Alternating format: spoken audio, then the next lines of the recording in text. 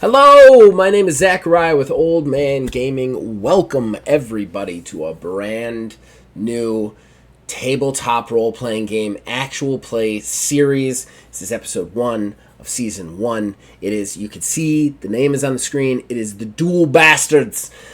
This game I am really excited to tell you guys about. I'm really excited to be part of this. I'm really excited these fine gentlemen have decided to play it and the subject matter that they have decided to play. So I'm going to introduce them, then we'll get into a little bit of what we're going to be doing here today. And yeah, very excited about it. So first, right below my head, you're seeing Daniel, new to the channel, playing Sebastion. Daniel, new to the channel. I know, I did that all wrong. Daniel, new to the channel, playing Sebastion. Yeah, Daniel, he's new to the channel, first time on any one of these shows. We're happy to have him. And then, last but certainly not least, our partner in all things CCRPG, Wizards Respite / Ash, playing Indigo. Hey, everybody. So, what is Duel Bastards? Well, Duel Bastards is going to be played in the game that I am currently working on for Axiom Games LLC, which we are going to publish through Wizards Respite, so I'm very excited about that. And the game is called Between the Swords and the Sea, and it's kind of in its alpha phase. I've been working on this game for, I'd say, roughly 8 months now. It's probably going to take another 8 months to get it to a point where I've been ready to talk about selling it, but it is playable. I've been play testing it around, and while I have a big group of playtesters, I really want to introduce the world to this game because I'm super proud and excited about the combat system and the other systems that are kind of materializing in this game as it comes in. So what Daniel and Wizard have agreed to do is play in this series with me and play this basically broken alpha that has come out of my thick skull, but I'm really excited about it. So I do want to just put the really quick disclaimer, because everything on Old Man Gaming comes with a disclaimer. They have never played this game, nor have they really had a chance to read the book, because the book is in hieroglyphics that only I understand. So they have a very basic understanding of what this game is and how it plays, and they're going to kind of be learning on camera with all of you, and basically subject to my me seeming like I'm constantly changing the rules. But that's not what I'm doing, and they've agreed to do this. I really appreciate that. But everybody out there who's watching, keep that in mind, because some of the combat, especially in this first episode and probably future, you're basically watching the tutorial level. So just keep that in mind. So we're going to get into it. So the Duel Bastards, this takes place in Gloria Ius, the holy city, in the center of the Centralis continent. It is a holy city of, they worship the religion of Absolutia. Absolutia was founded, and in its wake has united the three countries of this once warring continent many thousands of years ago under that one singular banner. Now, Gloria Enus celebrates every year the foundation of itself and the foundation of Absolutia. They do this with a tournament, a fencing tournament, as well as other things. There's festival stuff, but a tournament of sorts. A swordsmanship tournament where people from the schools, highly regarded schools of all the three nations, gather to participate in this fencing tournament. Now, those three nations are the Santo Dominion, the Limon Marin Monarchy, and the United Empire. Those three nations, just like every other year, have come together. But we stand now at the final of this tournament. The Pharaoh Dominum, I think is what I call it, something like that. This tournament has reached its conclusion with two people. On one side, Sebastion Le Seigneur, right? Did I get that right? Sebastion Le Seigneur from the Limon Monarchy. an up-and-comer now in his senior year, ready and looking to going into the Naval Academy to command a vessel of his own, and a prodigy swordsman who has won already one of these tournaments in a previous year, now stands at the final of his senior year, which would be his ultimate accomplishment to date. He climbs the steps of the stage. Basically, it is I want to say like a 10-foot wooden stage that climbs up kind of in the middle of the center of what would be kind of like a small arena. There's some bleachers around it. All of the bleachers have people in it. They're cheering. There's a heavy crowd for this event. There is many religious officials from Gloria Eus here to watch the proceedings. And on the center stage, raised up about a foot off of the center stage, is a 10 by 10 fighting platform. This is where almost all the duels have taken place. Although this entire arena was full of these platforms, it has now been whittled down to just the one platform for the two finalists. But Sebastion Lesenor has a huge task ahead of him, because he doesn't face just anybody. He faces Indigo Cid from the Santo Dominion.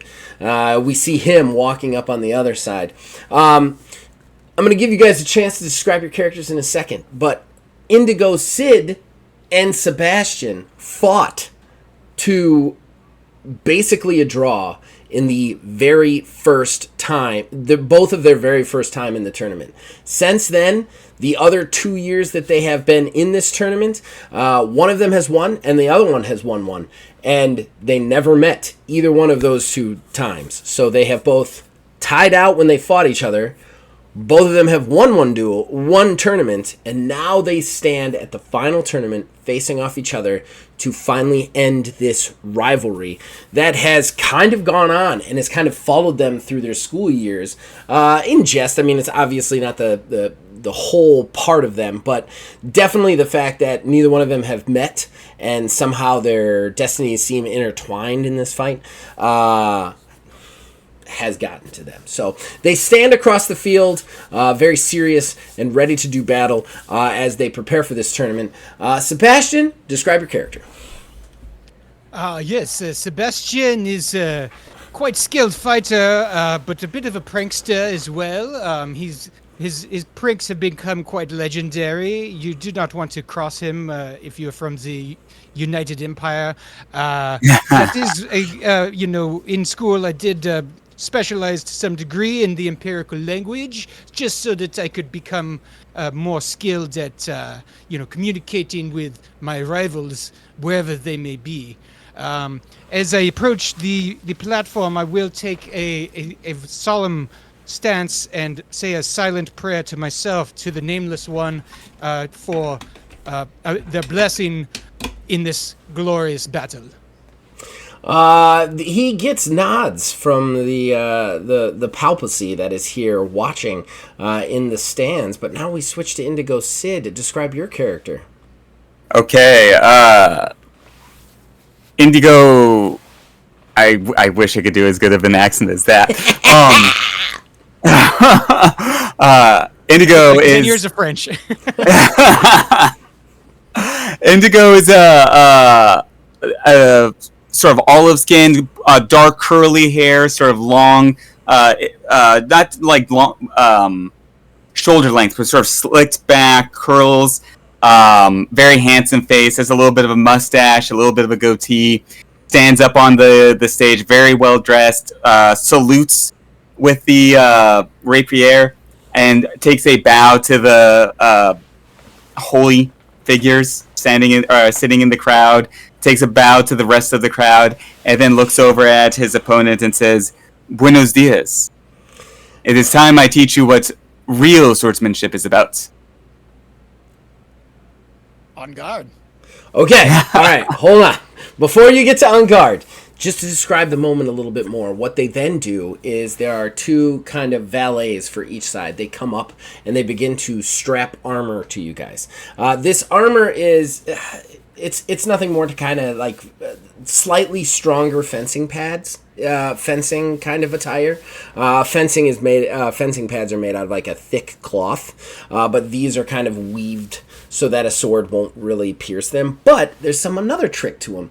On the torso, on the arms, and the upper thighs, there are these very light bags of sand that are tied in certain areas, important areas such as heart, stomach, lungs, your upper biceps, your lower forearms, where your wrist would be, your upper thighs. So the way this tournament, I'm so proud of this. I was trying to figure out how to explain how we're going to do this, but the way this tournament works is we see the 10 foot by 10 foot raised platform that's a foot off the stage. Under that is this kind of like trough that goes the whole route of that platform. That platform is planks along the whole way, so it's just wooden planks all the way with grids in between. Sebastian's sand inside that armor is blue. Indigo's sand inside that armor is red. The most sand in the pit loses. The way this works is they put you up there with this armor. You fight one round, which is timed by the judges. It's only a few seconds. Then they bring you down. They put on a second set of armor, and then they do the same thing. Okay? In game terms, what that means is you guys are each going to fight 2 rounds for a round. Then we're going to take a break. Then 2 rounds for a round, and then who knows? It'll be over. Nothing will happen other than that. So that's how this tournament works for the Absolute Championship. So like, if you get cut in the sand, you want to hold your sand in. Like, it's your blood. The sand is your blood, is what that is kind of entailing. So they fit you with this armor. You guys have a hard time like averting your gaze from each other. Just like, this is your opponent. You gotta get this done. This will follow you for the rest of your life if you lose to this other person at this point, just because of this tournament on this big stage. And at that point, you guys step up onto the platform. And just so you know, this 10 by 10 foot platform does not have like a railing. You can fall off of it and potentially off the 10 foot stage, so be careful. You guys step up, like it's like 3 steps up, and then you are either on either side of the platform. The judge, the ref, who is more there to make sure you guys don't stab each other in the face. There's no penalties like that. And to call the round, goes, salute! Well, I salute with my sword. On guard! Do we have protective face shields? There's no protective face shields. It is on Oh, honor. no! Yeah, it's on honor that you are not supposed to stab each other in the face. Don't worry, I won't mess up that pretty face. I will mess up yours. Oh! Oh, Oh, so many destroyed accents today. All right. I know, dude. I'm gonna slip into that French. Daniel's got it. My French is like the French from Monty Python. Like, that's my like, that's what you're gonna hear a lot from me. Okay. I might suddenly become Lumiere from Beauty and the Beast. I know. I think that's on brand for your character, to be honest. Yeah. From everything I've read. Okay, so here's how combat works. You guys salute, you bring down swords. He says on guard. He brings his hand down. He says begin. What is either one of your initiative scores? 12. 11. Wiz goes first. Okay. Now, what's the distance? What? What's the distance doesn't between us? matter in this situation. Distance doesn't matter in any situation, really. That's led by your mobility. So, to get to him and make physical attacks, Sebastian, what is your mobility score? My mobility is 12. So you will have to spend 12 versatility right off the top to even get in to do a combat. And this remains even after you guys are close in, because it is the idea of you guys dancing around. The combat in this game is supposed to be very mobile, like combat in the real world. So you don't just stand still in a fight. So basically, as you guys fight, you have to spend that mobility to continue to get into a position to attack. Gotcha, okay.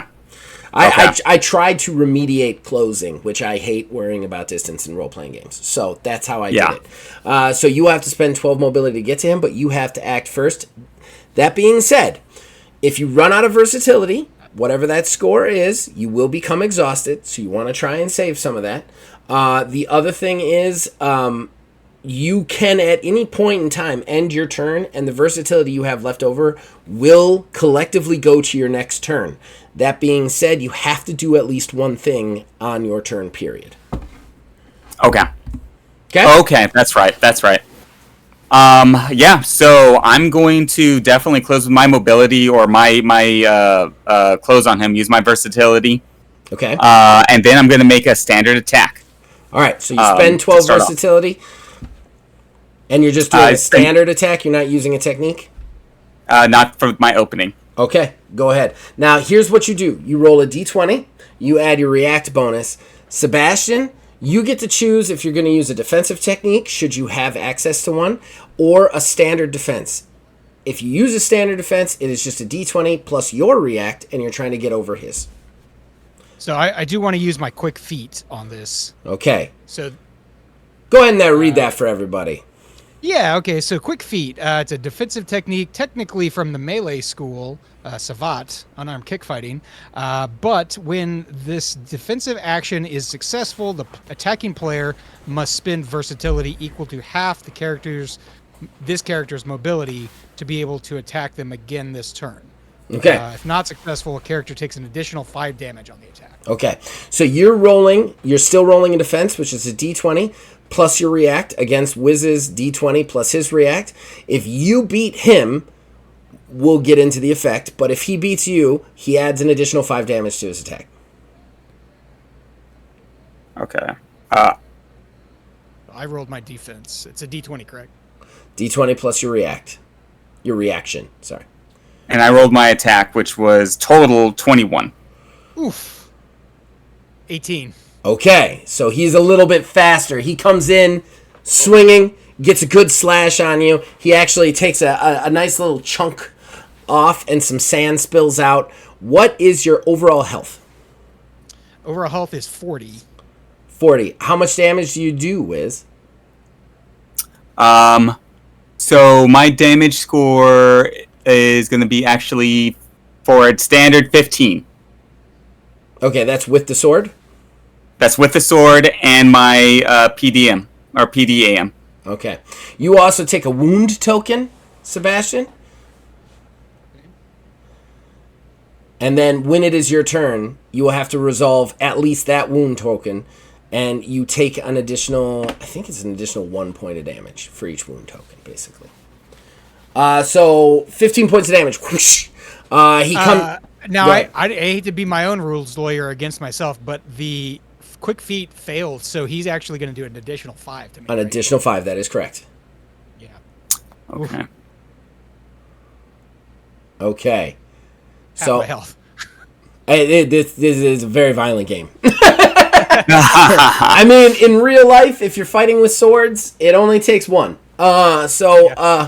So he comes in, he gets a good slash across your midsection. Sand begins to spill out of your kind of stomach area. It is still his turn. You kind of grab it with one hand, trying to hold the sand in almost. It's still your turn, Wiz. And that would have cost an extra 12 versatility. So far you've spent 24 versatility this turn. Okay, I think I'm actually going to end my turn there to hold on to my versatility. Okay. So I have 36 total, and so right now 24 minus 12. 36, you have 12 left. Should you stay at 12, because there are offensive moves that reduce versatility, should you stay at 12, that 12 will be added to your 36 for your next turn. Okay. All right? However, it is Sebastian's turn. Yeah, so I don't need, so right off the bat I need to burn some versatility to close the gap, right? Yes. What is your mobility, Indigo? 12. Okay, nice and even. I like how even you guys are. So you have to burn 12 mobility to get yourself into attacking position. Okay. So I'll do that, and then I want to... screw it. I'm mad. I'm going to lunge. Nice. I love the lunge. So this will be burning an additional 15 versatility. Yeah. Ooh, Yes. so low. It's another 15 but versatility. If I'm successful, the damage of the attack is doubled. Doubled. So this is now a contested attack. I'm going to go ahead and declare a riposte. Okay. Okay, so the so on riposte my is defensive action. Go ahead and read the defensive action since he read lunge. Right. Declared before the opponent rolls their attack. If the user manages to parry the attack by 6 or more, then they may make a free counter attack. If the attacker hits, however, the target takes an additional 10 points of damage. So yeah, so you have to beat him by 6 for your riposte to go off. If he beats you, you take an extra 10 points of damage. If you beat him by less than 6, you just beat him. You parry, but you don't get the riposte. You don't get the move. Okay. Everybody clear? Question, Yes. Since we're both using, since I'm using an offensive technique and he's using a defensive, if I win it, does that mean that he would then take double and 10? Yes. Holy shit. Yeah, I know. Ooh, fencing, baby, fencing. Now, okay, so then to attack, that's my roll plus my react, right? Yes. Oh, shit. Oh, maybe we I got a 10. Let me count. My react was... I think my react was 6, so that means I got an 11. I think did you roll? I rolled a 5. I rolled a 5 as well, but my react is only 5. Oh, nice. All right, so you get angry. You step in, huge lunge with the blade. He tries to get into a position for the riposte, but he doesn't get there. He has to just kind of spin low and block. We hear a cha-ching, and he blocks parries the lunge. Does not take any damage. Quick parry. Flurry of action. Quite nimble, sir. I will... Okay, so then also yeah. the leftover versatility carries forward to the next round. Yes, I do want to point this out, though. That versatility doesn't carry over until it's your turn.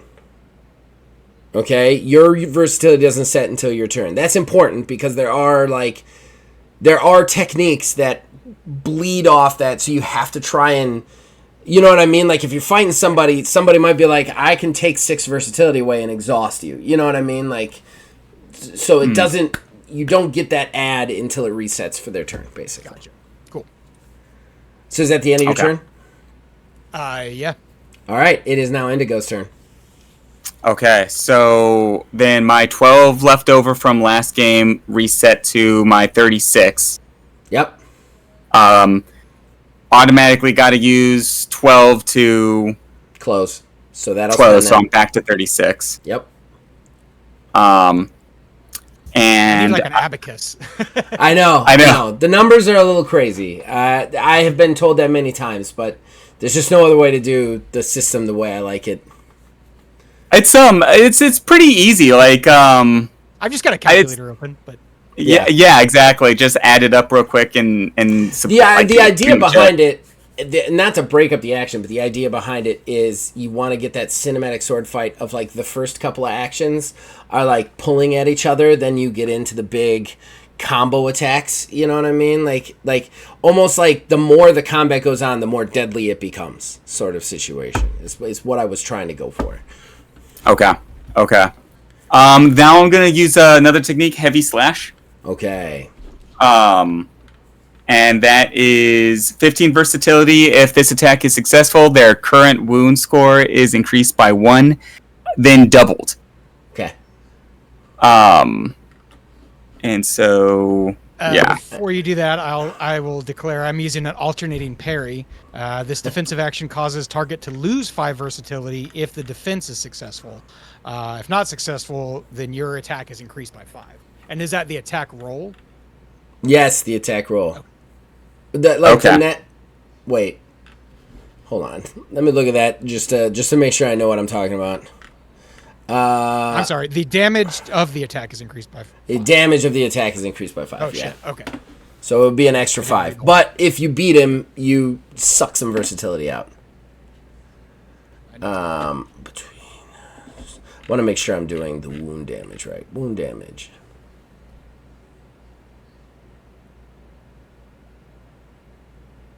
Oh, I'm sorry. I'm wrong about that. You take a point of damage. You have to spend a stack of wound every time you spend 20 versatility or more. Okay. So you spent 20 versatility on your last turn, or no? Yes. So that one wound token you had would have done an additional point of damage, basically. But just 1 damage? Yes, extra? but the wound is gone. Okay. And then when he applies a bunch more wounds, it's like a way of picking you off. Yeah. Okay. Okay. Death by 1,000 cuts. Yeah. And I'll start with this one. And I slash. Okay, so I rolled a 22 Jesus. for my attack. Ugh. Ooh. 17. Okay. All right. There is a system that you guys are forgetting that I need to remind you guys of. But 17, you said? Yeah, so he's successful, and so he's going to hit me for 5 extra. Yes. So how much damage you do, man? So 15. 15. So 20 So total. 5 extra. And plus 1, and then doubled for my Well, that's wound. heavy That's slash. the wound. Hold on, let me read that. We'll add my 5 at the end of everything. Oh, right. Well, the okay. the 5 is just the base damage. The heavy slash just adds wounds, if I recall correctly. Heavy slash. If this attack is successful, their current wound score. Yeah. Oh, it's just increased by 1. He's at 0, so it's increased by 1 and then doubled, so to 2. So he just took 2 wounds. Now, if he had still had a wound on him and you had hit him, it would have gone up to 2, then doubled to 4. So you want to actually wound him a little bit before you hit him with that. But still, we're learning. So if you're in a non-PvP situation, you would maybe want to get the person who's been wounded, because on their turn, they're going to take all that wound damage. Yep. Strategy. Dude, you're getting there. This game is just... Yeah, exactly. Like, that's what I was going for, is just a chess match with techniques. So, all right. So, but I'm down. I'm glad you're down. I know that it's a lot of numbers at the first point. I didn't want you guys to get intimidated by them. So it's 20 damage from the attack period, and then you have the 2 wound. You add 2 wounds to yours.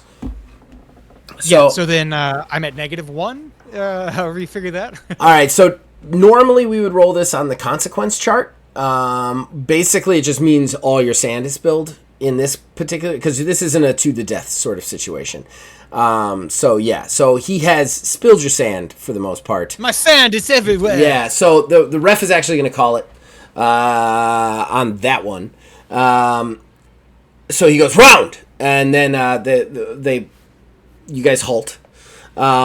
So he basically like, you came in with that lunge. He tried to parry to the repost, couldn't quite get there, but he still managed to sidestep and then to bring a huge downward slash with his saber, and just takes a big chunk out of your heart, your arm, and just sand goes everywhere. When he does it, the ref calls for it. You guys have to separate and get redressed, basically. Indigo doesn't. I hope you learned something today. I hope you learned something from that. Oh.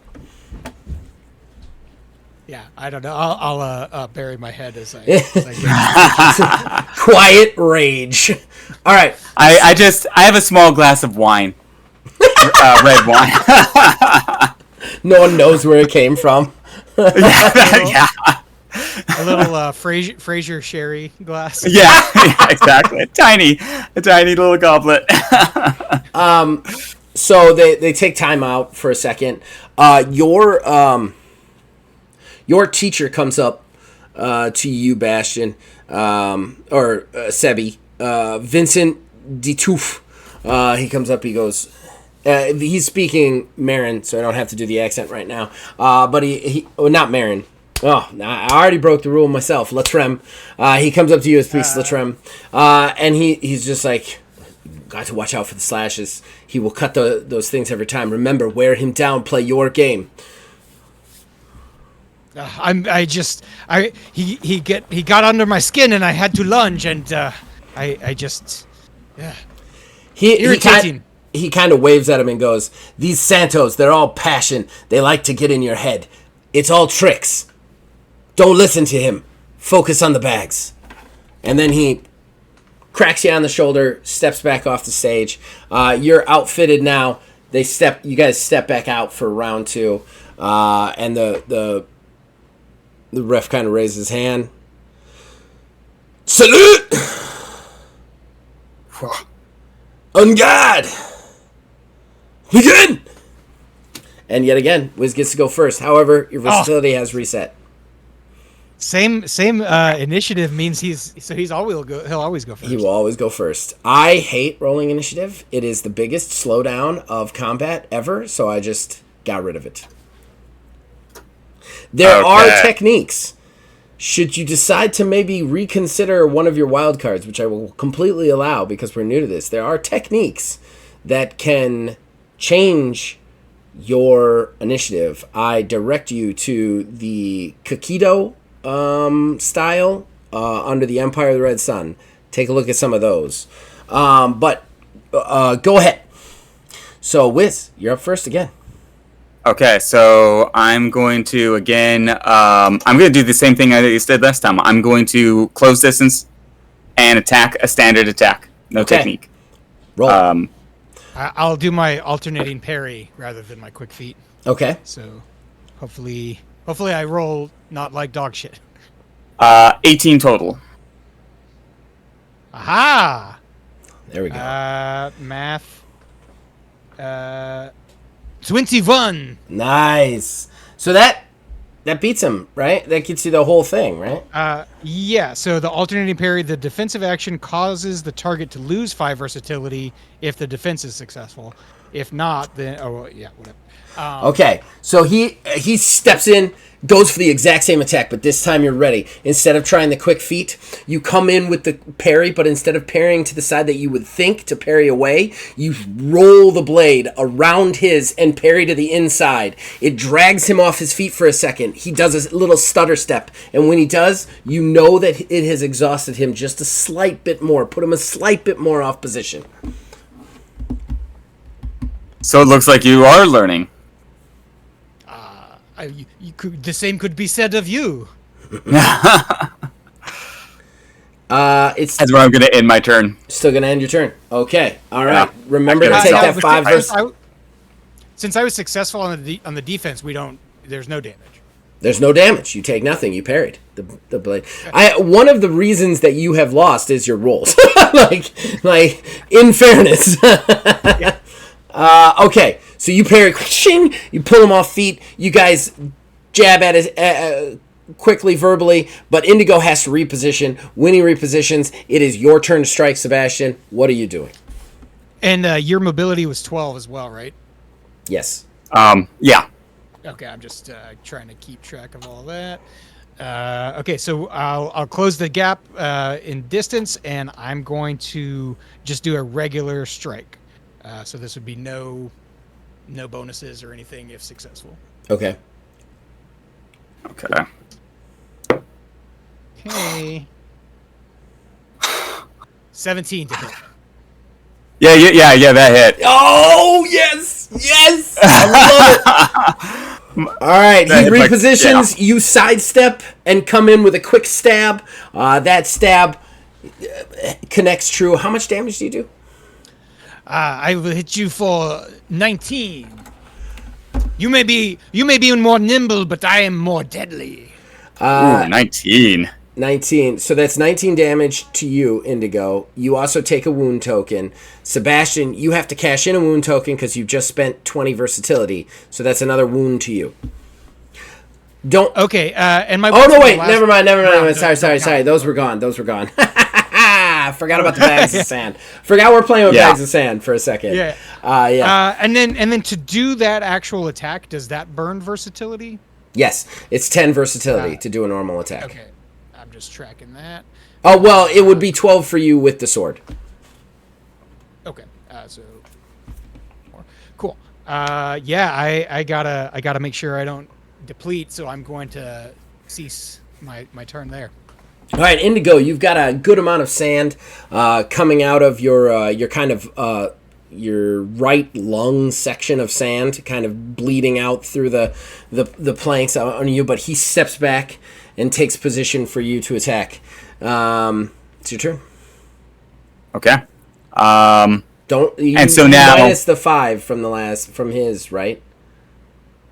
Minus the 5 versatility. Yeah, the extra 5 that he took from you on last turn, right? Oh, I did not. Oh, wait.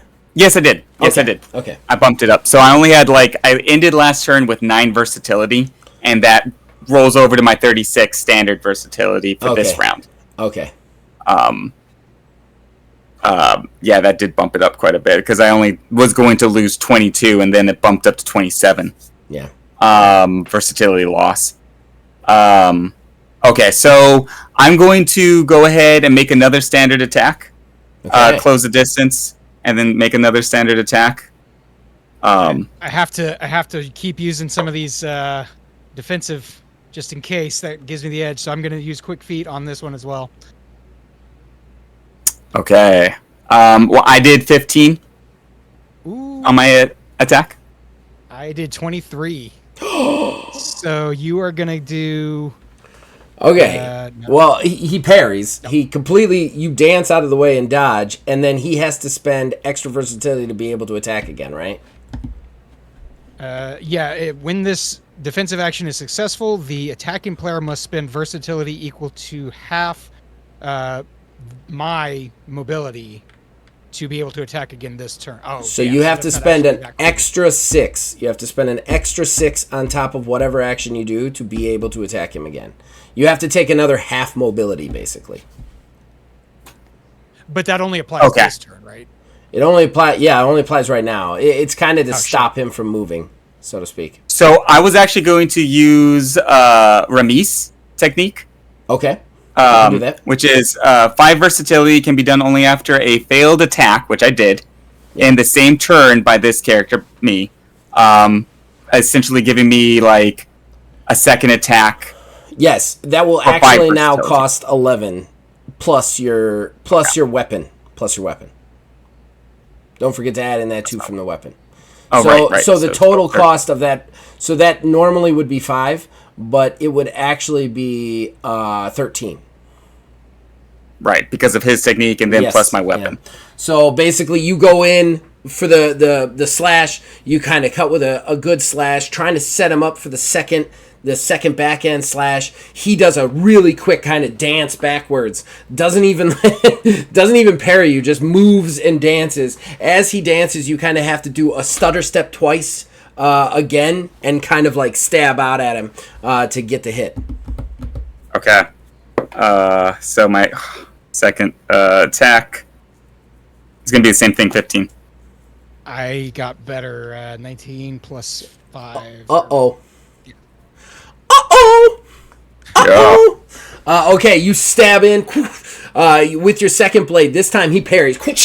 He's out of your range this time. That second Ramis, he was ready for it. You played right into his trap.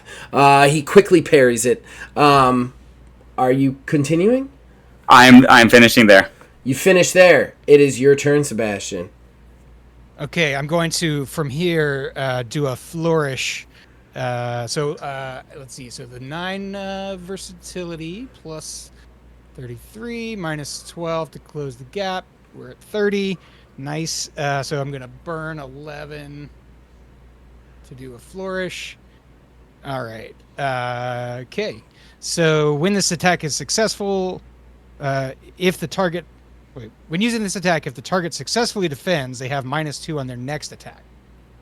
So this would be kind of a normal attack, and if he successfully defends, then he's at a disadvantage on his And attack. I believe, doesn't that stack? Yes, it stacks. We said based on the character level in a Scream, which is level 4. So if successful, you'll get a -8. No, if No, you no. are successful, you'll No, get no, a no. -8. No. Nope. No. Hold on. No. Let me read. You're definitely in the right ballpark. Flourish. Where are you, Flourish? Where is? I'm in the wrong. I'm totally in the wrong place. Monarchy. Yeah, when using this attack, if the target successfully defends, they have a -2 on their next attack. This stacks a number of times in one turn equal to the turn. Okay, so it stacks each time you use it. I'm sorry. I need to clearly mark this a little bit better. So the idea behind this, so think about it this way. You do it this time, right? On his next turn, he has a -2 on his next attack, period. Or if he does a clash attack or something on this turn, he has a -2. But if you do a flourish again, it's a -4. If you do a flourish again, it's a -6. Okay. So on and so forth. And that's only if he fails on his or is successful on his defense. It's only if he is successful on his defense. So every time he blocks you, he is taking a -2. It's basically like you're putting him in a position where, like, yeah, okay, defend me, but it's going to make it harder for you to hit me. Okay. Cool. And I'm going to use a defensive technique. Okay. As you All right. said. Yes. And it is going to be disarm. Son of a bitch. Read that out. So, this declared before an attack roll is made on a defense if the character beats the attacker by 5 or more, then the weapon they attacked with is disarmed. If they are hit, they take double damage. Yeah. So, if I beat you by 5, you lose your sword. If I fail my defense, I take double damage. And a -2. If in fact you parry, but you don't parry. No, wait. No. Yeah. If you parry, but you don't beat it by 5, you'll just take the -2 from successfully defending. Okay. Okay. So. I'm going to roll. Ooh, not great. Neither am I. 8 and 5 is, what, that's 15? Yeah. Yeah. All right. That's kind of a bummer for me. I got a 12. Oh. Nice. For me. Yeah. That is double damage. How much damage is that there, Sebastian? It's double because of his failed, Yes, because he failed. Yeah. Yep. I basically gave you a crit by using that technique. That's pretty much a crit. That's going to be 38. Just think if he had actually critted on that. Holy crap. Okay, so what's your health at this point in the game? Now it's over, well Zero? over, yeah, it's Okay. down below 0, So yeah. here's what happens.